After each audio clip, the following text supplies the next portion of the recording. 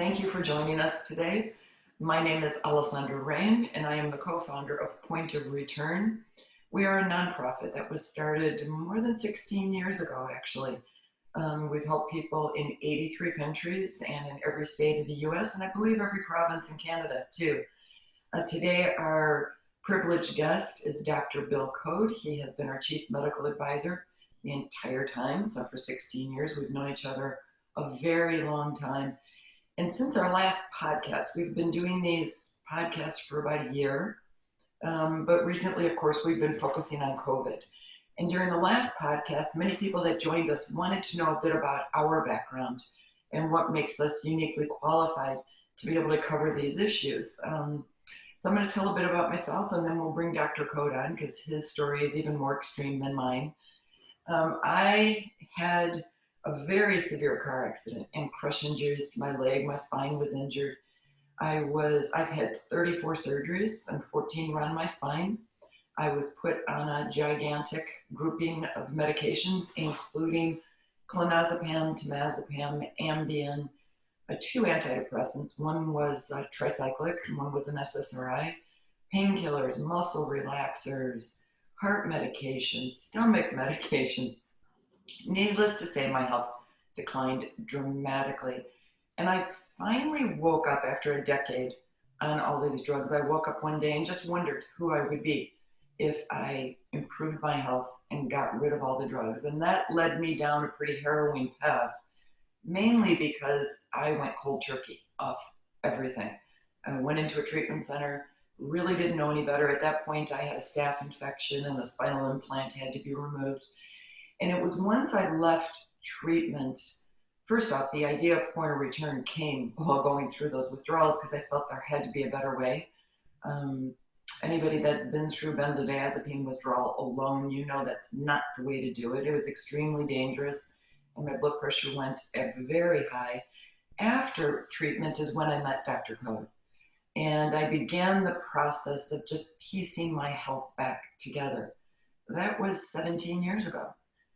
Today I'm 62 years old. I'm perfectly healthy. I have no pain, no anxiety, no sleep issues, no depression. But everything in my world had to change in order to get here.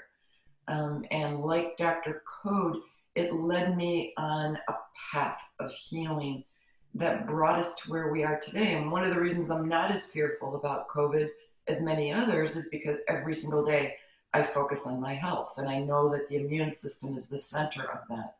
I'm building glutathione, the high vitamin D3, many of the things we've covered in these podcasts. But what I can tell all of you, and for those who do know me, is my life is very rich today. It's very full. And Dr. Code was a huge part of my healing.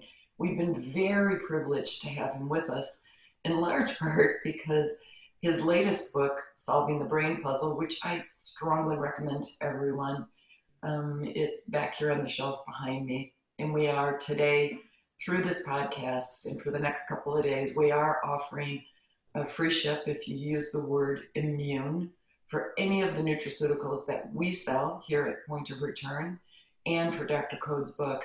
But it was meeting Dr. Code that was just such a fundamental change. And his story is more dramatic than mine. So I'd like to bring him on now, introduce him, and I'd like him to share what he's been through. Dr. Code, as always, thank you. And because your book tour, your multi-continent book tour, was halted from COVID, we've been able to really benefit. And I thank you for that, and welcome to our podcast. Yeah, well, thank you. It's great to be with you. And yeah, I was really lucky. I did a lot of book touring, to almost every continent, including Antarctica, before everything came down and changed. And I think traveling is going to change long term. So, just for the benefit of people that are maybe hearing us for the first time, I grew up on a farm in the Midwest, in the prairies, but then did medical school, then did 4 years of family practice in a small center called Hudson Bay, Saskatchewan. It's not up on the water, but it's on the railroad line up there. And in that time, already then I was on the Alcoholism Commission board in that province, about 1 million people, and that became Saskatchewan Alcoholism and Drug Commission because of the problems with the benzodiazepines. in the first part of my career, people went in for alcohol addiction and they could put on benzos. But within a very short time, almost everybody was a mixed addiction. And it was a big slide downhill.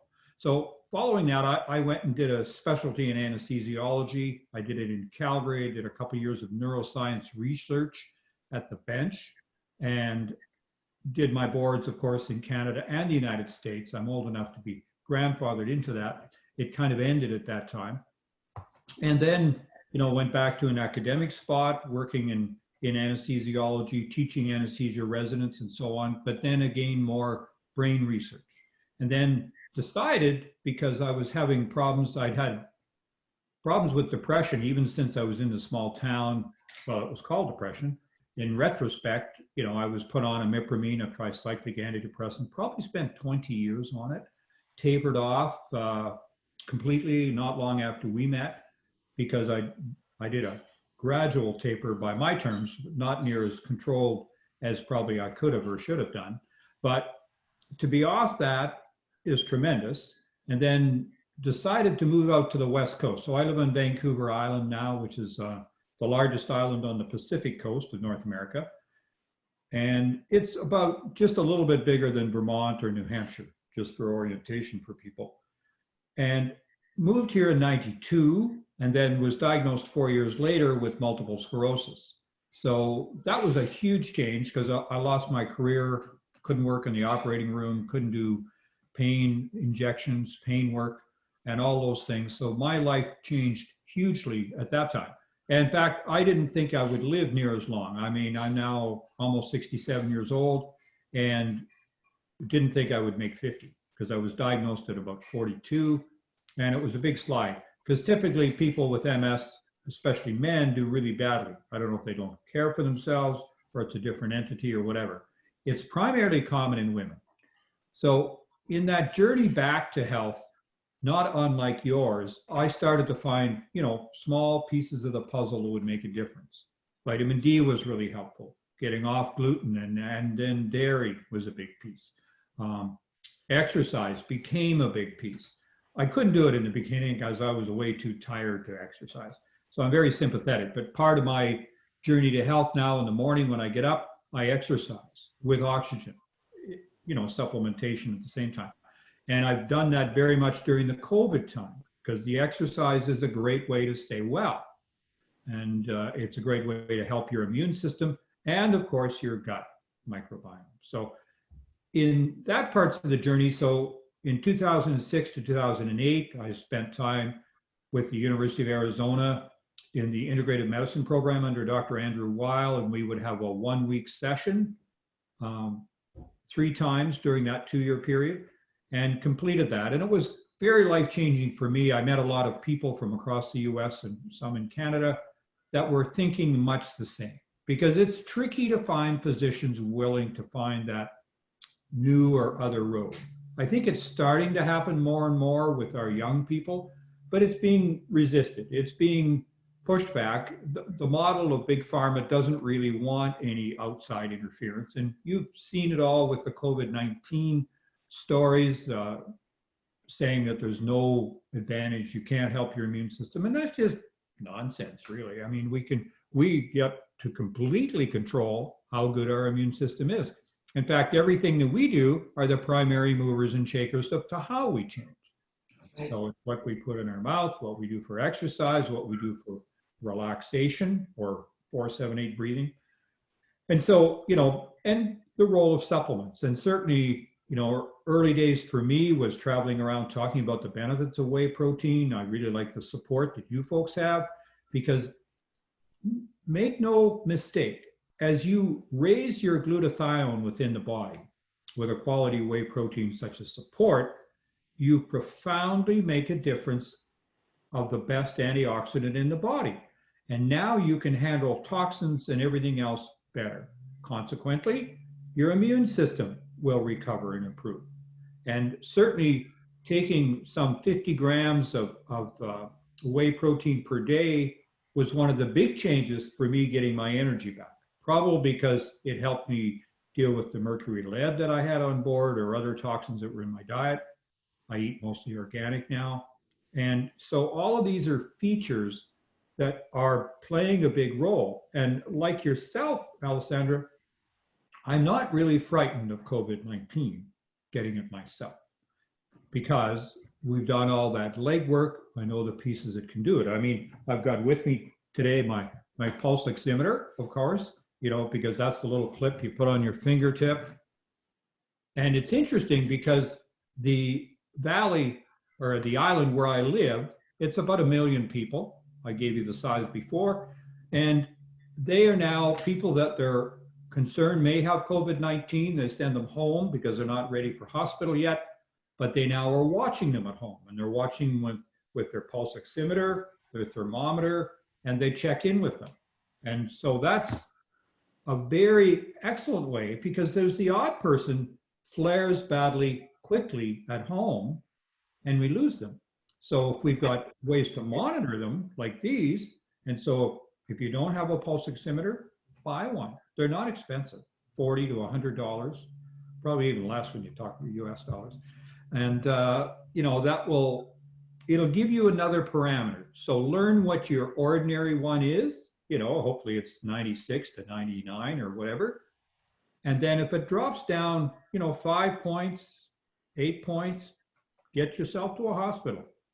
I think a 5-point drop for what it ordinarily is would be time to seek intervention, and let them know. Write it down a couple times a day, write down your temperature a couple times a day, and all of a sudden, when things are changing, and then you can get support. Support in hospital, the big thing they'd use, the big popular thing this time has become, they call them helmets. You look a lot like an astronaut. You have these on, but that's what they used for Mr. Boris Johnson, the Prime Minister of England. He had 2 days in intensive care with one of these hoods, because the extra oxygen matters. They don't rush you onto ventilator. I don't think ventilators are going to be in short supply much longer, because if you get onto a ventilator, you're in big straits, because we're losing 60 to 80% of the people they put on the ventilator.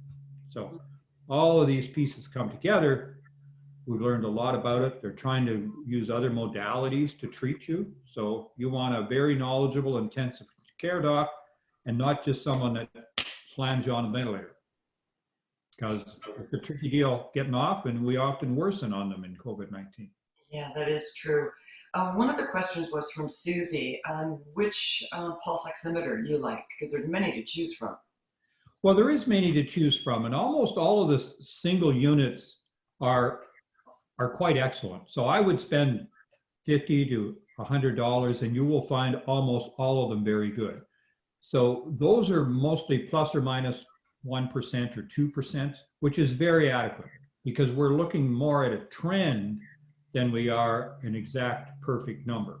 So I think it's better to buy one purposely built. There was a time that they were incorporated into a segment of the phones, but those are plus or minus 4%. They're not as optimal. So I would get one dedicated to that purpose.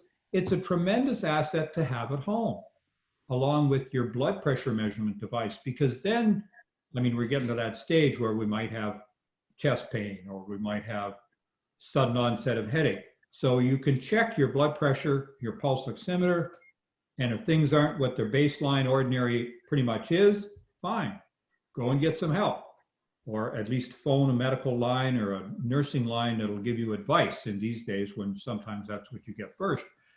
But if you've got that extra information, you're much better off. And leaving the COVID crisis, it's still a very big asset to have that at home.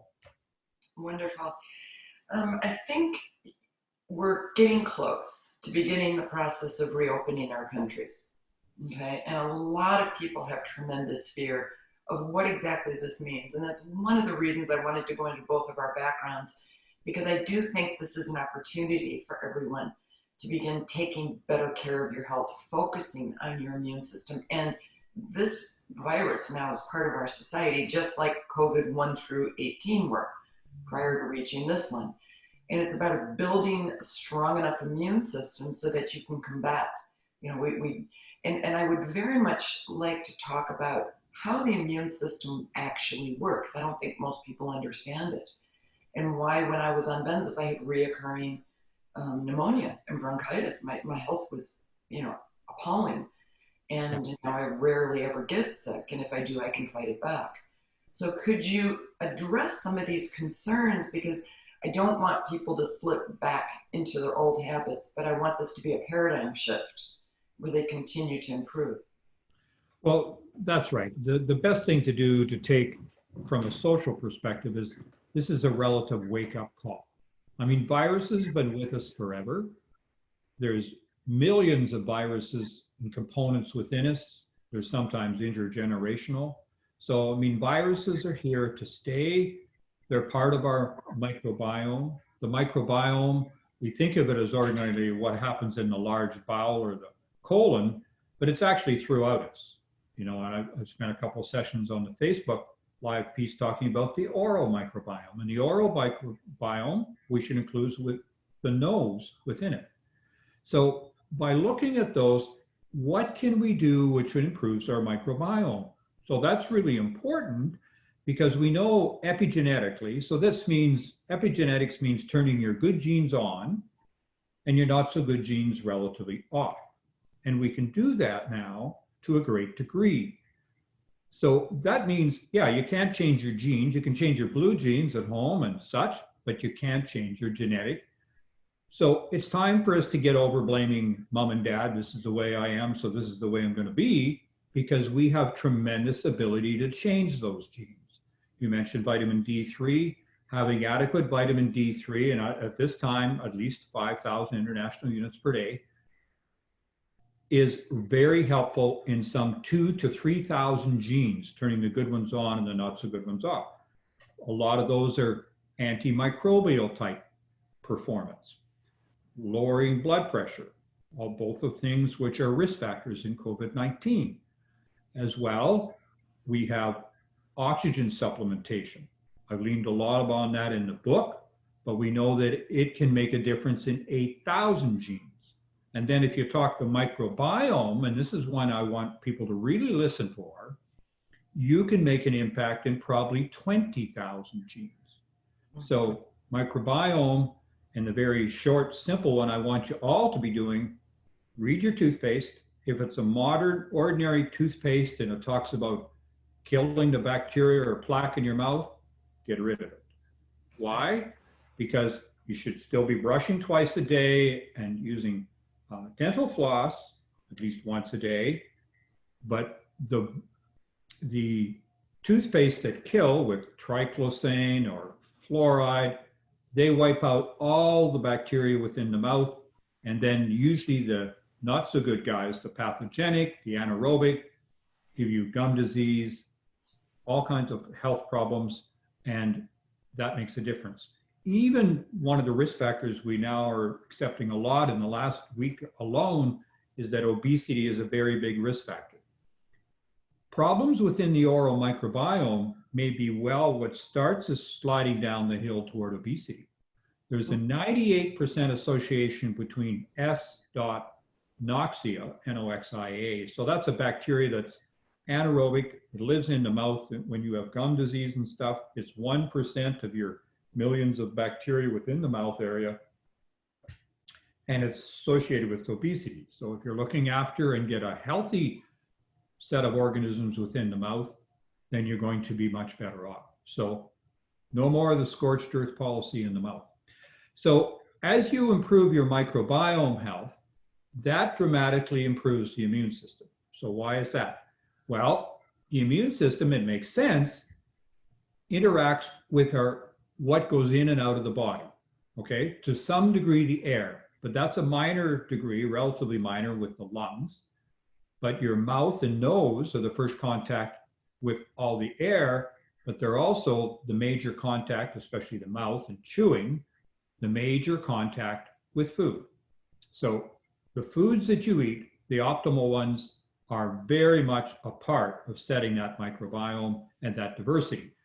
And that's because the body planned it well. 70 to 80% of the immune system is along the gut and the gut lining. Okay?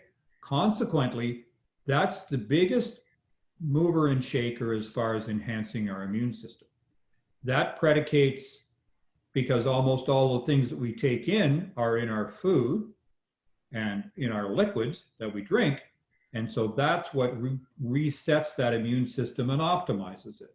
Anytime you add in antibiotics, and I include in that glyphosate or Roundup, because it's in so many foods today, you really need to be aware of that. I beat on it a couple of times within the book, because any ongoing antibiotics, which is what glyphosate can be and is, really mess up the microbiome. And they tend to reduce most of the friendly or somewhat friendly and no consequence bacteria, reduce their diversity, and boost our pathogenic ones. Pathogenic ones, 2 or 3 strains of E. coli, but most strains are fine. C. difficile, most strains of Clostridia are fine, but C. difficile is not, of course. So, and same with Salmonella, Shigella. If any of those get rampant because they don't have their competing diversified team, then we go off the rails and we become unwell. And the newest one with Prevotella is Prevotella, which is often not a problem. And some of us are quite high in that particular group, but there's one particular strain within the species which seems to team up with COVID-19. And that's probably why things like Zithromax and these others are making a difference in some of these patients. Well, it's interesting too when you bring up glyphosate. That was a question by Carol. She sent an article, a study from a physician who said the countries that had the highest Roundup, which is glyphosate, use had higher rates of COVID. And it pushes again the importance of eating organic and the diversity in foods. I mean, you've always said a minimum of 50 different food items a week, but that could include herbs and spices and but the importance to keep the diversity. So I do wonder if glyphosate is one of the reasons, certain populations are getting hit harder. Well, I think it is. I think it's one of the triggers, frankly, of the obesity epidemic in Canada, United States, which is a tragic deal because obesity is a big risk factor, as we know now. And it has all cascade of problems. I mean, we know those folks have more hypertension, they have more diabetes, they have more heart failure, and they have more lung problems. So it all fits together just because of that extra work. I think enhancing the immune system, sure, you want your vitamins A, B, C, and D, and boosting those up, and more C if you're worried you have the virus, no question, because it tends to be very antiviral. These aren't getting much sway in the regular news because they're being very carefully damped down by the physicians who want to, stay on their big pharma model. Trust me, I mean, after 40 years of practicing medicine, having a diagnosis is not the be all and end all anymore because you don't have a drug to solve that diagnosis the way we talked about. You have a drug that's maybe a Band-Aid for it, but it doesn't solve it. So that's why getting back to your own health, your exercise, your relaxation technique, the food you eat, the time spent healthy with others and laughter, all of these are a bigger player to keeping your immune system. And it's why I'm cheered that people are starting to insist. They went through a fairly major entity in Michigan, of course, and some of that same in Berlin. We need to get back to somewhat life as usual. Putting people in a little bubble into their own apartment or house doesn't solve anything particularly well. Almost everybody has been able to flatten the curve so that our healthcare centers can keep up with those. Okay, so that's good. But we have to remember that if you put people in that and stress them out, we've known forever that 2 weeks at holiday season or Christmas time was hard on families because they weren't used to being together. And we had all kinds of things crop up. Well, now we're into 3 weeks, 6 weeks of these, and it's bubbling into problems. And we're going to have, more depression, more sadness, more abuse, and even more suicide. We have to look at the whole ball of wax and get some semblance edging back toward normalcy. Yeah, my concern is through this, there's going to be a lot more psychiatric drugs prescribed, benzos for anxiety, sleeping pills, antidepressants, whatever. We need to get our world back because I think those drugs in themselves have done so much damage to society. Um, Yeah, and they're not going to be a solution. I mean, no, I've got the chapter on mental health in my book because it's a big deal in brain function. But we know that the microbiome assist and sometimes the supplement assist will do a much better job optimizing the thyroid function to make sure it's in good shape. That was a big one for me. If I'd had thyroid early, maybe I wouldn't have needed antidepressants because right, it's commonly overlooked. So we really got to try and look at the other choices. Dr. Kelly Brogan, she does a great job of this, talking about in her book, it hasn't been an answer, all of the medications. And of course, you and with a little bit of help from me have helped people deal with the fallout of once they're on them, how can they get off? I mean, the teaching when I was put on it, by the third time I'd gone back on, the psychiatrist's feeling of the time was, you're on this for life, Bill, yeah, because you're I never was going to told get the off same. it. I was, And, yeah, that was just a lack of knowledge base. But when I go to the integrative medicine for mental health conferences that have been initiated by Bill Shaw and his team at Great Plains Labs, they're almost 10 years in now, and they've got hundreds and hundreds of psychiatrists and mental health care workers at them. And it's really a new age. And I'll be fairness to women, 80% of these people are women, but women are more adaptable to change and looking for change because they know that the model they've been using is frustrating and not very helpful. So take this wake up call, folks, and use what you can learn. We've talked a bit about the support that you have. The omega 3s increasingly are starting to be aware that they improve membrane health. So that will help us fight the virus to some degree, but it enhances the balance and it probably helps towards the microbiome too. yeah. I mean, I think this is an opportunity for a new paradigm. And for those that would like help, please contact Point of Return. We're extremely skilled at both medication withdrawal and supporting the immune system and easing anxiety and helping with depression and a lot of things that people are facing. And I strongly recommend Dr. Code's book because there's so many chapters. Some are on immune health, some are on virology, CBD. It's just you cover the full spectrum, and it's written in ways that we can all understand. I mean, I refer to it daily. What do you think in this next rollout? What do you think it's going to look like for people going to movies or restaurants? Do you think we're still going to have face masks or Yeah, gloves? you know, the face mask has mostly been a reminder. If you sneeze, it's caught mostly by the face mask. They were kind of slow coming into the purpose, and now they're becoming a marker. So I think there's places in the U.S. they're saying you can't go out in public unless you have one. Well, okay. I mean, if we're going to go there, it's going to be tricky to go to a restaurant and have a face mask on. So they're already talking about they may introduce restaurants, movie theaters, golf Gym, courses. yeah, My gym. golf course has opened now. Oh, Okay, so I'll be out in a couple of days on the golf course. They've modified quite a few things around the course, and it's twice as long now between teams and all these other issues to enhance or maintain some degree of social distancing. But it's time to get people back to their normalcy.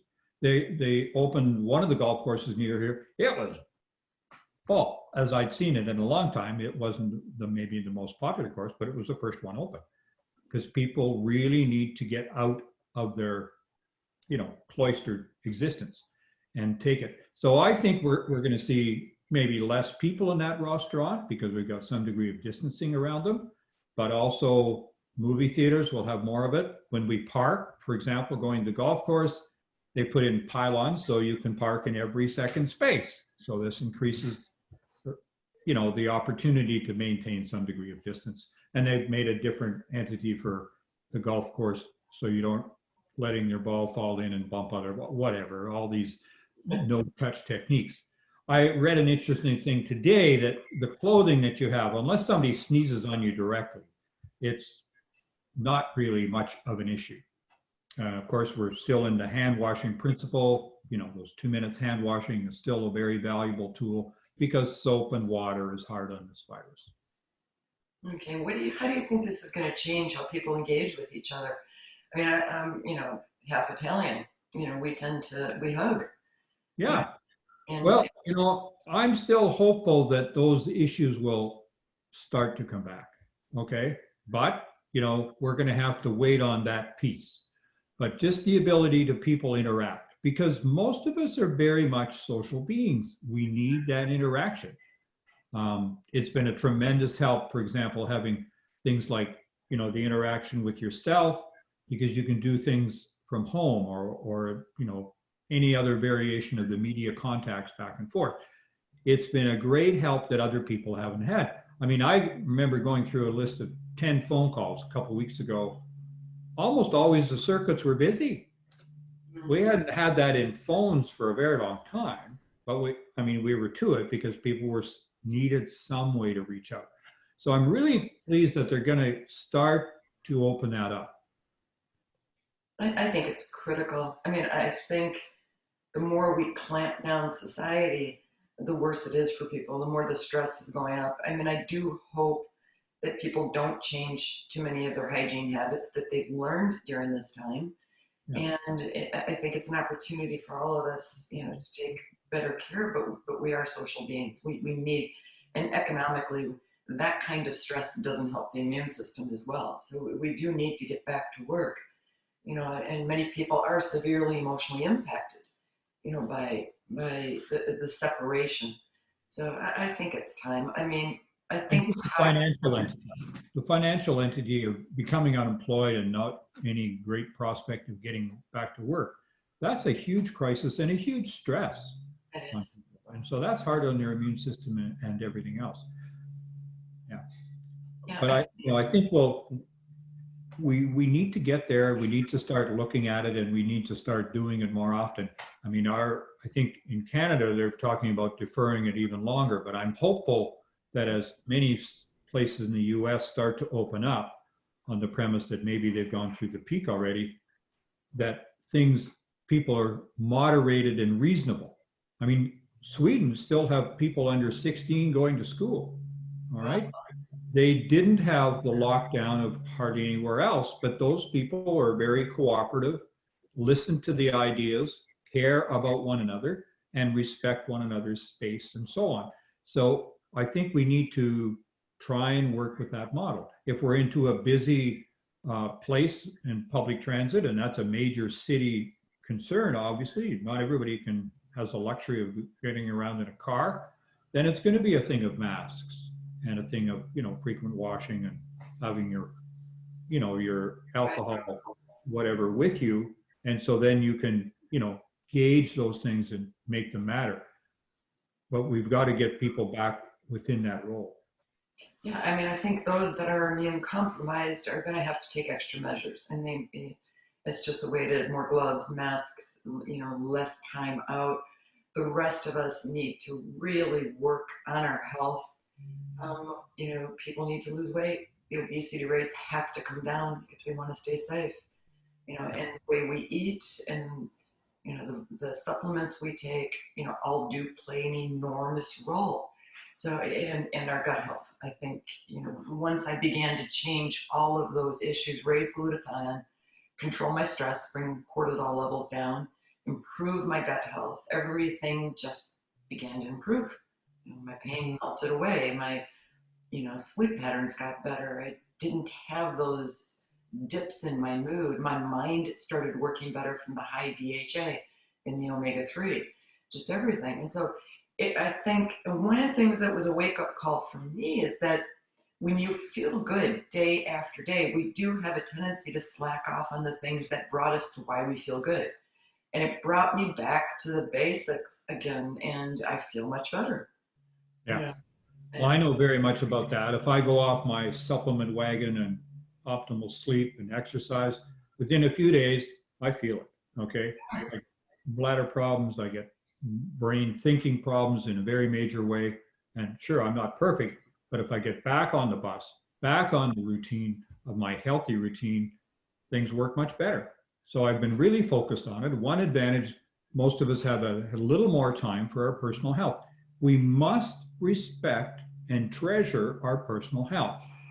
Even if you're a caregiver at home or someone you need to look after or a healthcare worker, you must look after your own health, because if you don't honor your own health, you can't help people the same way.